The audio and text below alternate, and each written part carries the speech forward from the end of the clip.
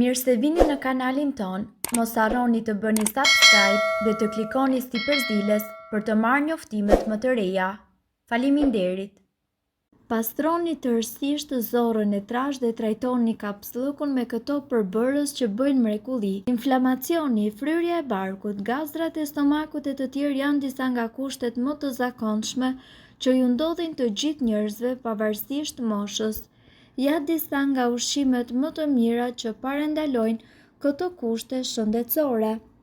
Ananasi përmban një enzim e cila quhet bromelain, e cila po ashtu ndihmon në tretjen e ushqimit dhe lufton koagulimin e gjakut. Bromelaina ndihmon në rregullimin e përgjigjeve imune gjithashtu. Panxari është i pasur me antioksidant të cilët ndihmojnë në riparimin e qelizave të dëmtuara nga inflamacioni. Panxari ka veti të fuqishme antiinflamatore. Peshku është i pasur me acide yndyrore omega 3 dhe të shëndetshme të cilat janë të njohura për luftimin e inflamacionit. Ulumtimet kanë treguar se acidet yndyrore omega 3 luajnë një rol të rëndësishëm në uljen e rrezikut për të prekur nga sëmundjet kronike. Perimet me gjethe jeshile janë të pasura me vitamina dhe minerale. Ato gjithashtu luftojnë inflamacionin, luftojnë fryrjen e stomakut dhe lehtësojnë gazrat. Konsumoni perime me gjethe jeshile në çdo vakt. Shafrani indis mund të konsiderohet si një nga erëzat më të fuqishme antiinflamatore. Çaji jeshil ka veti antiinflamatore për shkak të numrit të lartë të antioksidantëve që përmban. Çaji jeshil gjithashtu lehtëson tretjen dhe pastron trupin nga mbeturina dhe njëkohësisht nga të gjitha toksinat e grumbulluara në të. Kapsllëku është një nga kushtet shëndetësore shumë të përhapura tek njerëzit. Disa nga faktorët të cilët ndikojnë në kapsllëk janë dieta e varfër ushqimore, mungesa e aktivitetit fizik dhe gjithashtu konsumimi i ushqimeve të thata, dehidratimi e të tjerë. Shpesh kapsllëku është etiketuar si çrregullimi urban për shkak se banorët e qytetit janë më të prekur nga ky problem për shkak të orareve të zgjatura të punës, natyrës së ushqyerjes e të tjerë. Metodat natyrale janë shumë efektive në trajtimin e këtij problemi. Ndiqni me përpikmëri këto metoda dhe kështu ju do të rregulloni problemin tuaj brenda 1 apo 2 javësh pa medikamente.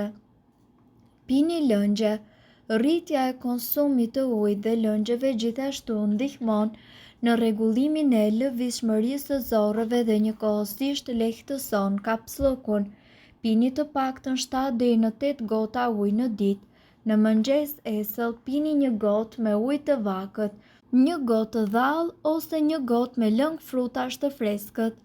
Tërshëra. Fillojeni mëngjesin gjithmonë me tërshër. Ajo është e pasur me fibra që ndihmon në lehtësimin e kapsllëkut. Tërshëra gjithashtu ndihmon edhe në ruajtjen e bilancit normal të fluideve në zorë gjithashtu. Hani tërshër me kos dhe fruta të thata ose të freskëta. Lëng spinaçi është një nga metodat më të mira për luftimin e kapsllëkut. Pini 100 deri në 150 ml lëng spinaçi 2 apo 3 herë çdo ditë. Hani fiq janë të pasur me fibra dietike dhe kalcium. Këto elemente bëjnë këtë frut një pastrues natyror. Hani 4 ose 5 fiq të thatë ose të freskët në mëngjes. Një mënyrë tjetër mjaft e përdorur është valimi i 7 deri në 8 fiqve të thatë dhe pirja e tyre me ujë esëll në mëngjes dhe në darkë para gjumit. Farat e linit. Farat e linit janë të pasura me acide yndyrore dhe fibra. Shtoni 1 apo 2 lugë fara liri në sallatë ose në kosë dhe konsumojeni ato çdo ditë. Farat e linit gjithashtu ndihmojnë në lëvizshmërinë e zorrëve dhe njëkohësisht zbusin jashtëqitjen. Pastrimi i zorrës së trash është shumë i domosdoshëm për ta mbajtur trupin tuaj të shëndetshëm dhe njëkohësisht të ekuilibruar. Në këtë video, ju do të mësoni disa nga mënyrat më natyrale se si ju të pastroni zorrën tuaj të trash përmes bimëve medicinale. Nenexhiku, kjo është një bimë me shumë virtyte dhe pothuajse shumica e këtyre virtyteve janë të lidhura me sistemin tuaj të tretjes. Sipas ekspertëve, duhet të dini se nenexhiku ndihmon në pastrimin e sistemit tuaj imunitar dhe në pastrimin e zorrëve nga parazitët dhe bakteret. Kamomili. Çaji i kamomilit është thelbësor pasi ai lehtëson të gjithë inflamacionin dhe po ashtu përmirëson tretjen. Ju mundet që të përdorni një filxhan çaj kamomili çdo ditë në mënyrë që ju të pastroni zorrët nga të gjitha parazitët. Kopra. A keni dëgjuar ndonjëherë për çajin e koprës? Ai ka aromë të freskët, është anti-inflamator dhe njëkohësisht mbron sistemin tuaj tretës. Ky çaj është i përkryer kur ju ndiheni të plot apo të fryrë. Në qoftë se ju pini çaj kopre pas çdo vakti, kjo do t'ju ndihmojë të ndiheni më mirë. Trumz. Kjo është një bimë medicinale e cila vjen pikërisht nga mesdheu. Trumza është anti-inflamatore dhe njëkohësisht antibakteriale. Ajo është shumë e mirë edhe për pastrimin e zorrëve dhe njëkohësisht ajo mundet që të parandalojë edhe formimin e parazitëve. Ndërkohë, këtu ju do të mësoni një recetë e cila do të pastrojë të gjitha toksinat e pranishme në zorrët tuaja. Këto toksina mund të shkaktojnë shumë lodhje, dhimbje koke, shtim në peshë dhe njëkohësisht energji të ulët. Kur ju vendosni të konsumoni perime dhe fruta, është thelbësore të zgjidhni ato të cilat janë të pasura me fibra dhe njëkohësisht me lëndë ushqyese. Mollët janë të pasura në fibra të tretshme dhe ato do t'ju ndihmojnë ju që të jeni më të shëndetshëm dhe të ngopur për një kohë më të gjatë.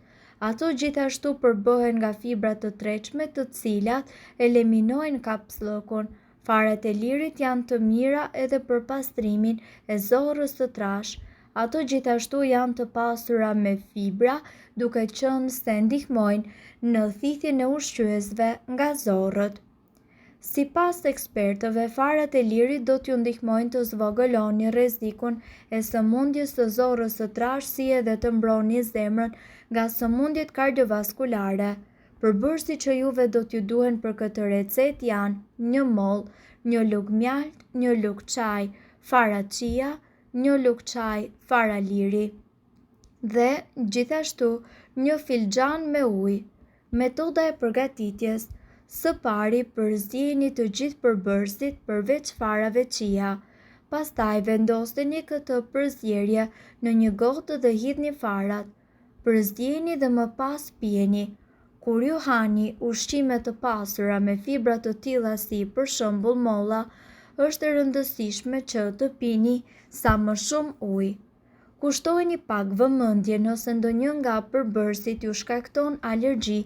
E mira është që të mos i përdorni këto receta të mjekësisë alternative. Gjithmonë sigurohuni të konsumoni ushqime sa më të shëndetshme për të mbajtur një zorrë të shëndetshme, si edhe rregullisht të kryeni programe detoksi për të pastruar zorrët tuaja. Mirëpo duhet të dini, informacionet në këtë video kanë për qëllim të plotësojnë dhe të mos zëvendësojnë këshillat e mjekut tuaj dhe nuk kanë për qëllim të mbulojnë të gjitha përdorimet e mundshme, masat paraprake, ndërveprimet ose efektet negative. Informacionet në këtë video mund të mos i përshtaten rrethanave tuaja shëndetësore, prandaj para përdorimit konsultohuni me mjekun tuaj. Nëse doni të dëgjoni video tona që ne postojmë çdo ditë, kliko subscribe. Ju ftojmë gjithashtu të bëni like në video tona nëse i keni dëgjuar dhe pëlqyer ato. Faleminderit që e pat videon ton.